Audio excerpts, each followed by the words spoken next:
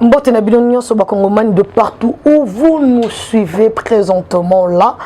Boza ebele mbote na bechole o azali invité na biso ya mo mesano et le ngona yeto e barabongo ko sala décryptage il y a situation sociopolitique aussi le commentaire il y a situation sécuritaire il y a est la République démocratique du Congo.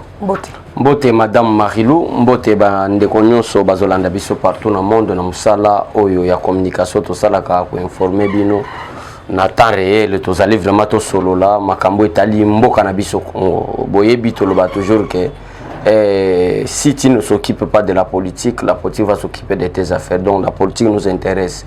Bozana posa politique ekende bozana posa ba religion ba église na biso etambola malamu mboka na biso ekende malamu il faut tozana système ya politique moyo ya kitoko raison pour laquelle toyaka otosona bino. Merci na ope madame Marilou, merci na madame Julie Bambi, moi si à propre, moi si à calme. Que Dieu vous bénisse. Voilà, Abéchoré. Oui. Moi également, je te remercie pour ta disponibilité. Vous allez toujours temps rayo. Mais là, tu vois la vidéo, tout le monde est congolais, na Paris. Bazako manifester. Balobi Macron aza hypocrite, Kagame azali assassin. Balobi babima la République démocratique du Congo. Tes impressions? Merci vraiment Congolais, on a éprouvé vraiment que ba Congolais ba komi ko zo conscience malembe ba Congolais ba komi ko tambola parce que makambu oyo ba Congolais bazo sala madame Marilou bazo sala ngo en 20 ba sala ngo ke tika to salate bazo sala ngo pété que pour ba se pelisa mutu moko quelque part. Les Congolais sont fatigués na politique ironée ya France na politique ya deux poids deux mesures ya France. Pourquoi ba Congolais ba komi tina mesure ya kosala ba marche ezaka na parité tina niveau ya Kinshasa awa batu ba komi kotamba na ba drapeau ba RIS na kati ya mituka na bango na politique ya France. France tozali na embargo Union européenne zokota France azo proposer ba kendo kopesa na ba militaire rwandais paquet à 20 millions d'euros au na Congo ba tielo pesa ta 1 million d'euros. C'était une proposition de la France. Batinde libiso mutu moko comme délégation à conseil de sécurité balobi embargo eza Congo te. Président de la République a sombi ba drone a sombi ba arme ba avion de chasse de la marque turque et comme na France na Paris France a bloqué ango balongoli embargo ba komisango nini régime à notification. Ti Kagame azo s'entêter na makamo nyoso président azo sala pona bitumbe sila na bonne volonté pe na mbongo o izo bima poto soma manduki ti Paul Kagame azo s'entêter mutazo bise s'entêter le rezate c'est Emmanuel Macron. Bon ba Congolais baza na raison. Pour quelle raison? Parce que ba raison na madame Marilou et yebani na noté mais na yebi malamu ke présence ya Emmanuel Macron dossier à liboso. Parce que dans le communiqué officiel, il y a des départements de communication chef de l'État. Dans le communiqué officiel, il y a 5 raisons. Première raison, la relation bilatérale entre la France et la République démocratique du Congo. Deuxième raison, la insécurité à Est, position à France et aux Alandais. On a stoppé dans la deuxième position. Position à France, dans la agression rwandaise dans le Congolais.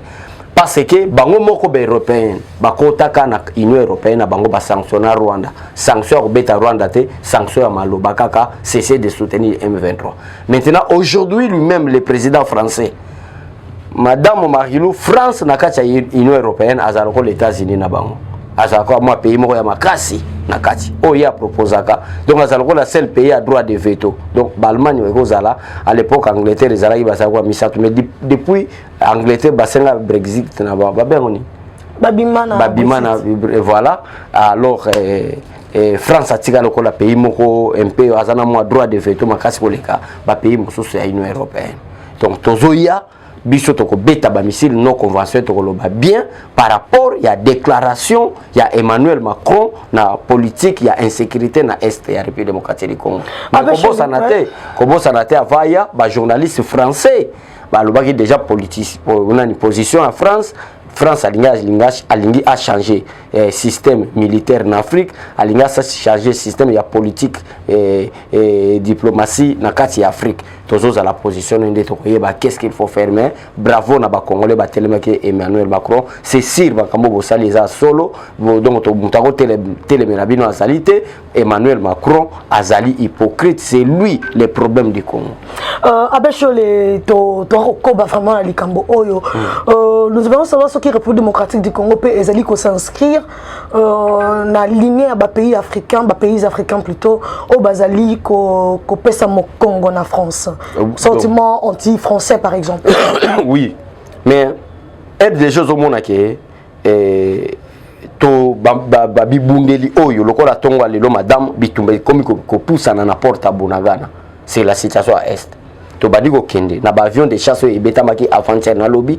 Donc ba position FRDC solo déjà à Bunagana bani ko yokana. Alors, makambo nyonso biso to bundela ngo. To tiko zo ata soutien ni États-Unis ni à France. Donc France est en train de perdre la majorité des pays africains, y compris la République démocratique du Congo. Qu'est-ce qui l'occasionne en fait? Nous savons que la France a perdu position en Afrique. Mais mauvaise politique n'a pas les Africains. L'unité Afrique est tellement debout. L'unité Afrique est réellement indépendante. Une Afrique dépendance, c'est-à-dire sans l'Union européenne, sans l'ISAID, sans la MONUSCO, les Africains ne peuvent pas être indépendants. Les Africains doivent dépendre toujours de la MONUSCO, de l'Union européenne, de la Banque mondiale. Wana politique, France a yakinango. Alors, l'Afrique il est grand temps de développer un bon canabiso, de tomber à continent nabiso, de yangwana majorité. Maman, il y a des pays qui sont des colonies françaises en Afrique. Emmanuel Macron a son patate, tels que le Mali, tels que le Burkina Faso. Même Centrafrique, Centrafrique, ce sont des colonies françaises. Et bon, biso au côté des colonies françaises. Ceux qui sont français, c'est la biso. Donc, France, cause aux pays africains, nous sommes tellement bango, et que Madame Marilou, France a une mauvaise politique pour les Africains. Politique, il y a domination, politique, il y a imposition, politique, il y a homologue africain, le rôle banamiki. Alors il faut chasser Emmanuel Macron. Mais le vrai problème, c'est tout de suite là. Mais nini oyo eza ko motiver ba Congolais présentement, bien pas ba Congolais mais pour ba Congolais majoritairement bazana bango d'accord na politique Emmanuel Macron. Mais ce que nous ne comprenons pas c'est que le gouvernement congolais a freiner ba pas pendant qu'on tourner le dos totalement la France. Ba tourner pas na loyengete mais ce qui est vrai toujours dépendre sur les côté en France, toujours c'est la ba missile en France té, toujours c'est la soutien mo en France soutien et ça déjà les dos. Et en France, il y a 1 million madame. Dans la terme, il y a une relation bilatérale. Il y a une diplomatie. Il y a une République démocratique du Congo en France. L'intérêt est assuré. Il y a une France qui est mais la France n'a rien. Les lois makambu si dans le domaine armé, dans le domaine de sécurité, Congo ils dépendent de la France. Tout le monde quel est maintenant l'impact de la France dans la politique du Congo. Et ça société et ce qu'elle n'a pas RFI la France 24 ko mais politique réellement ndenge France position à France ndenge zalaki na Congo na ndenge tozalaki na bango lokola ba pays amis en tout cas position à les sauter.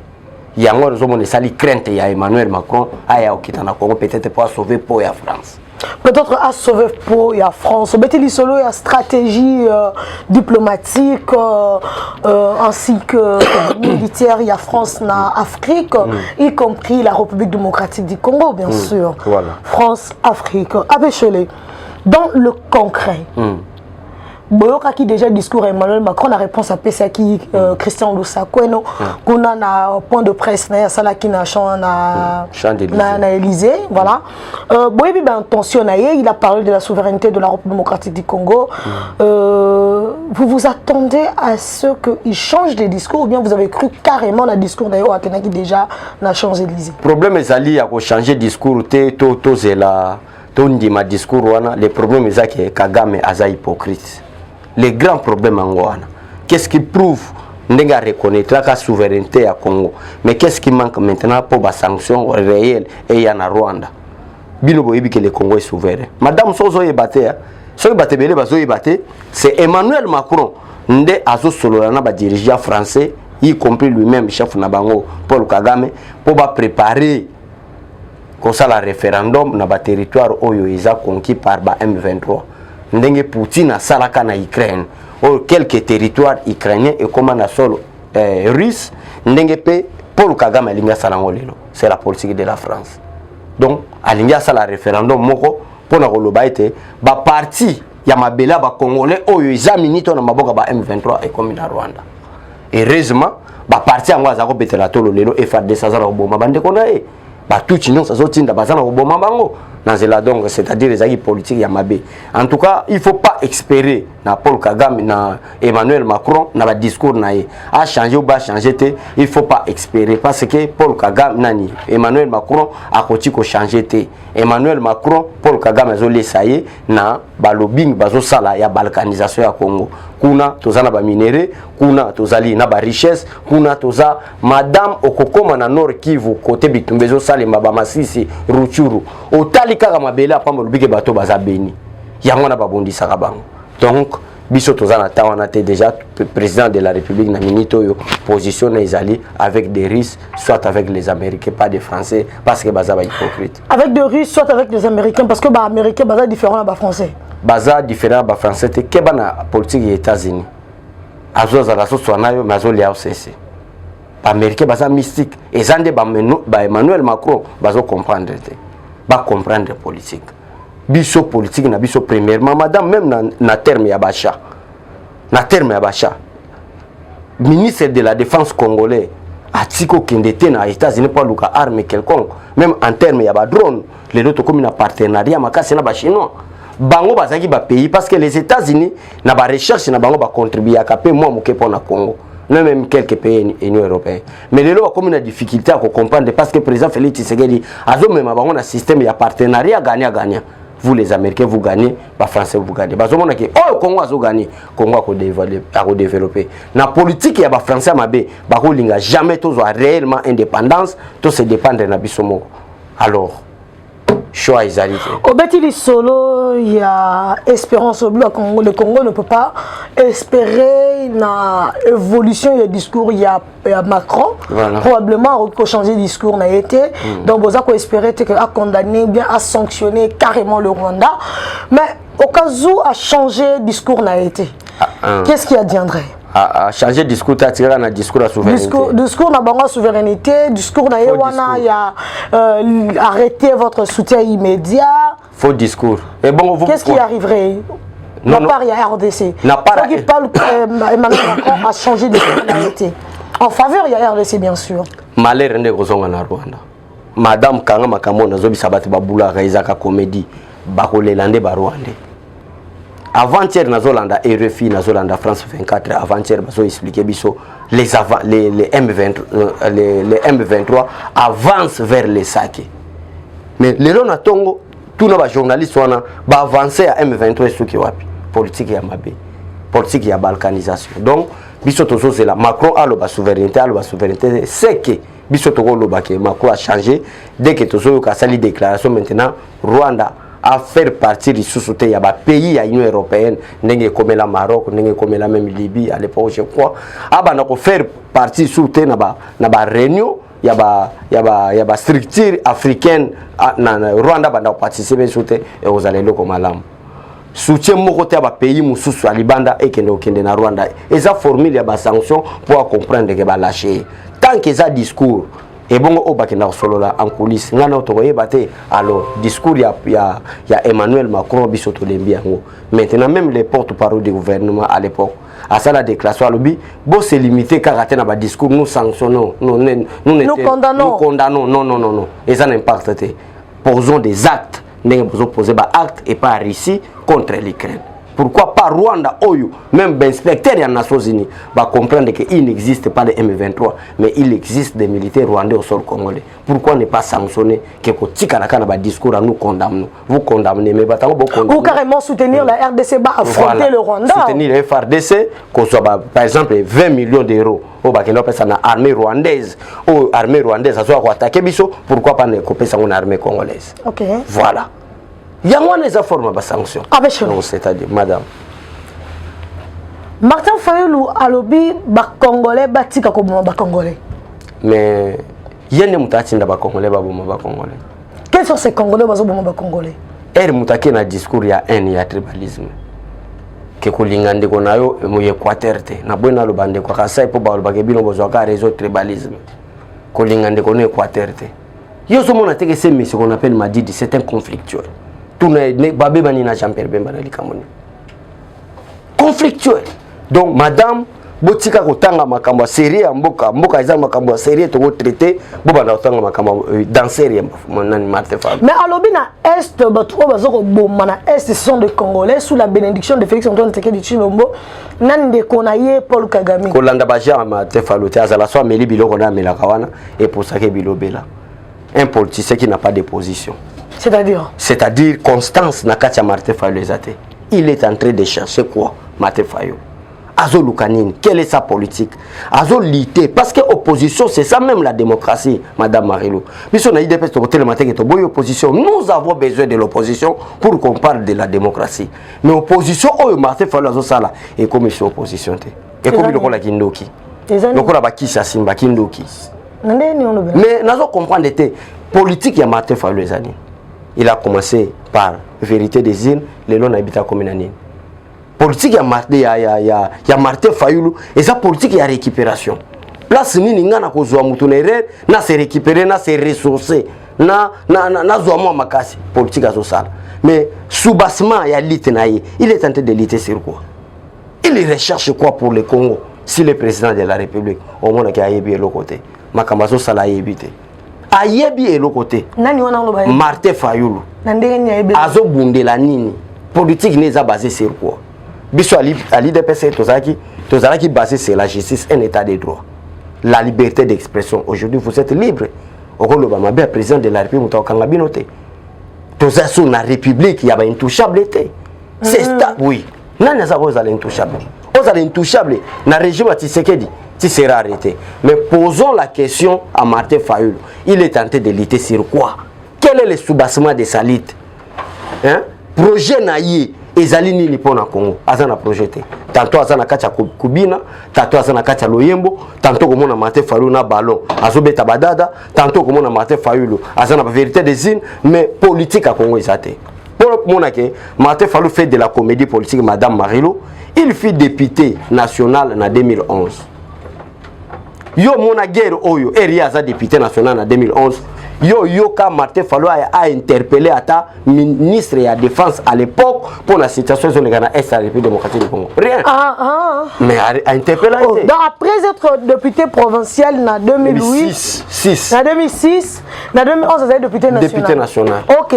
Donc dans la législature na bangonde matata ponyo a Melangambonga Bukangalonzo. Bukangalonzo na législature. Et là matata ponyo député national. Voilà Martin Fayulu député national. Député national. Mais Mbonga Bukangalonzo lui moi. Alobela ngote. À ta interpellation à Pambake, tu es un premier ministre.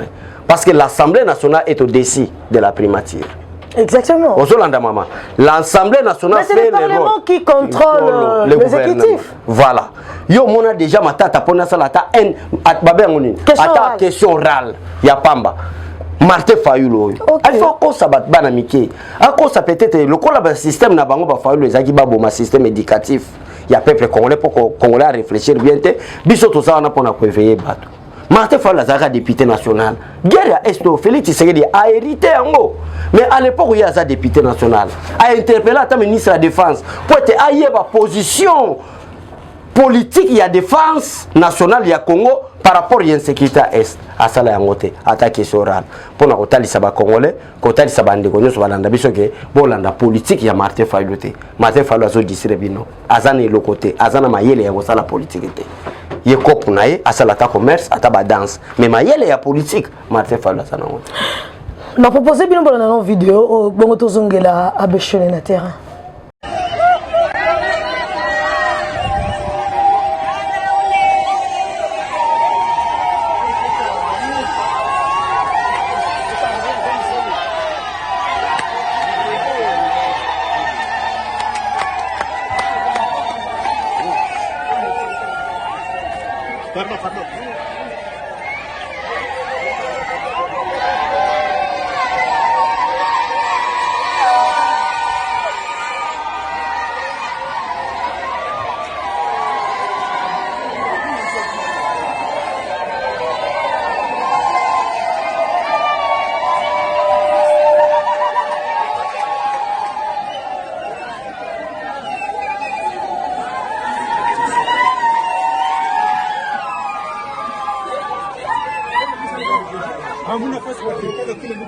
Abesho le moni namoni Mukwege Denis réparateur des femmes violées na baguerre o bango moko ba Mukwege bazalaki ko sala na est ya République démocratique du Congo bandela olobi bien te namoni vidéo ya Mukwege oyo azali sécurisé par la MONUSCO oyo azo financer ba M23 mais MONUSCO angonde aza sécurité ya Mukwege oyo babengaki docteur Denis Mukwege réparateur des femmes violées na baguerre oyo bango moko ba Mukwege bango moko ba Mukwege osa la illusion na banani ba Mukwege ba Martin Fayulu ba Kabila ba Katumbi une association ya bato bazoluka balkanisation ya Congo tango biso tozoloba ke Mukwege aza Ugandais Mukwege aza Burundi toza na confiance na ete tango biso tozoloba ke Mukwege aza candidat ya ba colonialiste tango biso tozoloba ke Mukwege aza candidat ya ba multinational pour bien préparer la balkanisation de la République démocratique du Congo. Qu'est-ce qui vous fait dire que aza candidat ya ba multinational? La constitution de la République démocratique du Congo est claire. Toute activité politique ou des réunions ou des rassemblements doivent être sécurisés par la police nationale. OK. Ça c'est la constitution au babenyango bien loi fondamentale. Tout rassemblement, toute activité doivent être sécurisées par la police nationale.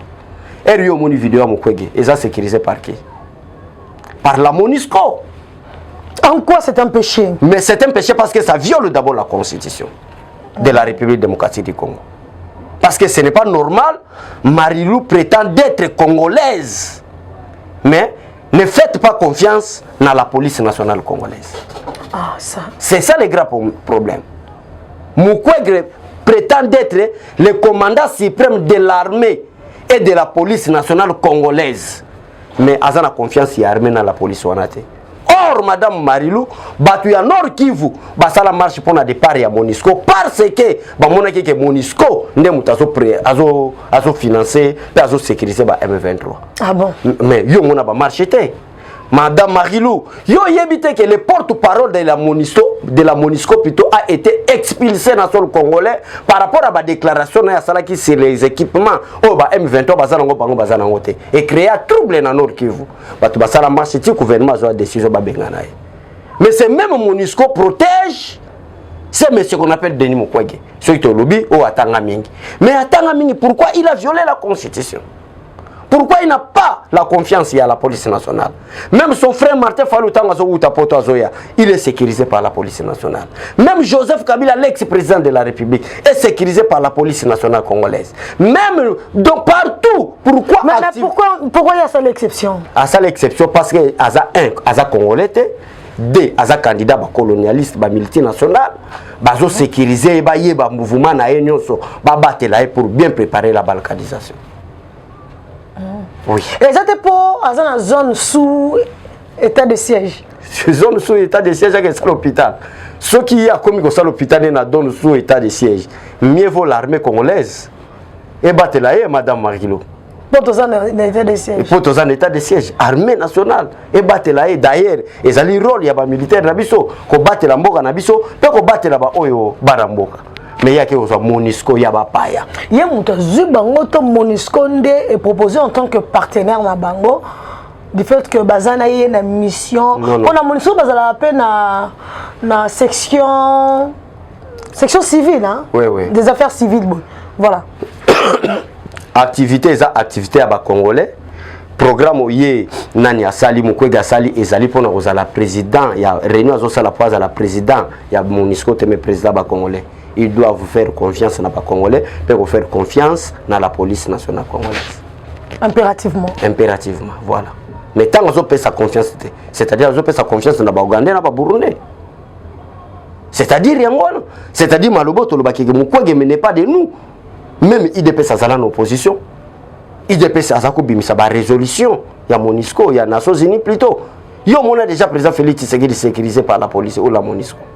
Oh, et sécurisé par la MONUSCO. C'est toujours la police, c'est toujours force armée congolaise. Pourquoi exception à Mukwege? Tant que tu as un candidat colonialiste, tant que il y a candidat à militaire national bato baza prêt ya balkanisation ya Congo bato baza prêt ya kokabwana ya balkaniser Congo même na 4 parties candidat na bango lisu na bango Mukwege tant que tozoloba bato bazoloba te pourquoi lui la MONUSCO il faut kabaya est-ce que le rôle ya MONUSCO ya qui protéger un individu pour ça la réunion politique la politique d'abord est réservée pour les Congolais. La MONUSCO a une mission bien établie dans le Congo, imposer la paix. Nous avons besoin de la paix et non de sécuriser des réunions politiques. Il y a dans le Congo. Ils ont prouvé qu'il y a un complot contre le président. Un complot. Contre qui? Moutou Azana Katia complot contre le président.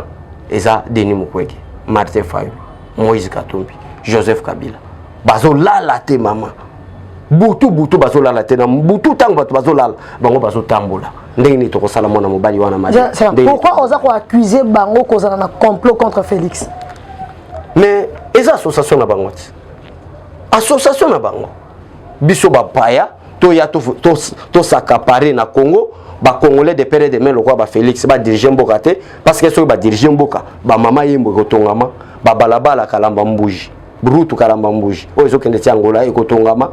Bopito plutôt ekotongama salaire ya ba fonctionnaire ekobanda komata parce que ça des pères de mère comme na bango te étranger ba yeko s'infiltrer kati na bino ba paya ba komi pe ya bino bokomi obetela ba pe maboko ba yeko s'infiltrer kati na bino ba congolaise na ba congolais bino pe bobandi ko betela bango maboko bokomi se bango bande ko na bino mais association des étrangers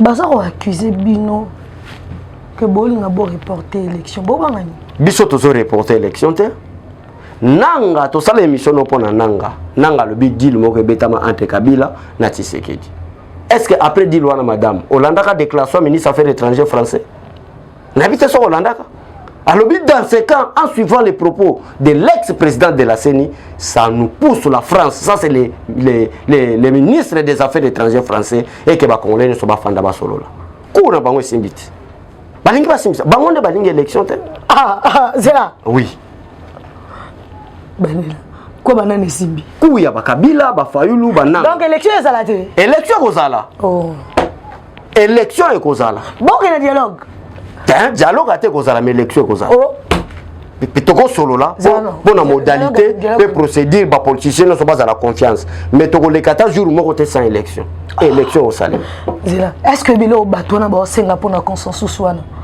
na consensus bilo ba senga ba senga ni obité hein parce que senga restriction ya cour constitutionnelle une CENI consensuelle. Ok. Ça veut dire que vous CENI consensuelle. Restructuration et accord constitutionnel. Probabilité que vous allez tenir l'élection et vous bouleverser le calendrier électoral. Madame, CENI et côté que vous allez sous consensuel. La Cour constitutionnelle et côté que vous allez sous restructurée. La Cour a été déjà restructurée, la CENI a été déjà consensuelle. Maintenant, c'est le moment des élections. Cour oyo ya beti. Eza coup oyo nanga abeti ezalaki coup yo monité ya beti na chez l'étranger mbala moko c'est le ministre des affaires étrangères français nda zozo dossier bon bah voilà dans ce cas nanga bimisi ba révélation c'est que ba politicien faut ba fanda ba salani ba solo là ça c'est maloba ya porte ya ministre des affaires étrangères français ce qui explique plutôt que à légitimer maloba ya nanga à légitimer ngote passe que ya za ministre des affaires étrangères congolais Aza ministre des Affaires étrangères français. Le Congo est souverain. Le Congo a un ministre des Affaires étrangères. Le Congo a un président de la République homologue de leur président Emmanuel Macron. Donc, le Congo est souverain.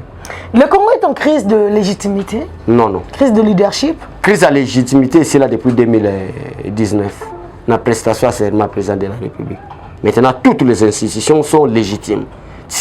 D'ailleurs, comme la crise de la légitimité, c'est qu'il y a un dialogue. On a comme une crise de la légitimité. Mais il faut attendre. Il faut attendre. Je viens de Martin Fayulu, le problème n'est que bina, danse pamba, ça attend. Il y a même constitution à la République démocratique du Congo. Attends. Madame Marilou, ce que vous avez dit dans le téléphone, totanga préambule la constitution on a son Martin Fayulu pour mon crise zate pour na prouver pe na yo madame Marilou que crise kokota ce qui est élection ça limité to que dialogue totanga ta voilà na exposé des motifs l'exposé des motifs totanga te longo très important na exposé des motifs non ndeko na biso téléphone ya musika ya kanga pas en plus voilà merci beaucoup même prochainement même lobby dimanche to monana te samedi plutôt to monana to tanga ngo to tanga exposé des motifs donc c'est-à-dire na kati ya exposé motifs madame Marie-Lo balobi était depuis 1960 Congo ezalaki na crise 1 ya légitimité 2 ya leadership c'est-à-dire peuple congolais bazalaki ko contester d'institution na ba dirigeant ya ba institution. Qu'est-ce que nous devons faire? Éviter qu'on soit pouvoir par coup d'état. Malgré Kabila a eu pouvoir en coup d'état. Tu éviter qu'on soit pouvoir en coup d'état. Tu peux sa souveraineté à Mboka Mobima na peuple congolais. Congolais et Moko. Abanda ko choisir ba dirigeant na ye dans l'élection. Mais au cas où il n'y a pas les élections, tous ont un système en 1960. C'est regrettable. Na bato baza osala la politique na Congo ba fayulu. Bazo tanga tamibe ko Mboka de. Mawatro maman. Mawatro souci. Lambert Mende Malanga, ancien ministre en charge de la communication et l'ancien porte-parole il y a gouvernement sous le régime Kabila, aujourd'hui membre il y a Union Sacrée, le patron il y a parti politique naïe CCU, à l'objet que le président a promulgué la loi martiale comme un état de siège général. Ce n'est pas un problème parce que nous avons besoin de la paix. État de siège martial ouana, c'est dans les la loi martiale. La loi martiale, c'est dans les attributions du président de la République. Il n'a pas violé la Constitution. C'est une bonne chose. État de siège à Pamba au beauté partiel voilà la est et créer les problèmes. Créer des problèmes. Par contre, état de siège au Sali n'a pas été et Sali était au Canada très belle. Ça se voit sur toute la République. Peut-être na Kabila na bon contestation. Contestation. Si contestation vous allez que violer constitution, tu régler to quitter. Bon guerre civile bobanga. Guerre civile goyabi. Congolais de pele de mera que ça la guerre civile. Les ana tira congolais mais ba marché to zomona bakulu les aba tumne ba memela biswango. Régime uti olegande muté memela biso makamba bakulu. Abesho na problématique ta. Na kati na émission na lina ba problème té. Un dernier mot. Hein, merci beaucoup Nayo Marie-Lo. Merci Bandeko Nyonso. Tout le monde en a lobby vraiment. Tu as expliqué Nyonso calme. Voilà, donc c'est la Malobaya Tata Emmanuel Macron. Chers compatriotes, restez branchés. Les médias Nabino tout le jour ensemble décryptant l'actualité sociopolitique de la République démocratique du Congo, votre pays. Merci. Dans sa nouvelle édition, Eshima Magazine fait le bilan de l'année 2022, une rétrospective des faits marquants en RDC. Sur le plan économique, l'année a été notamment caractérisée par une hausse des recettes publiques mobilisées. La DGI s'est démarquée par ses performances exceptionnelles dans la collecte des recettes en 2022.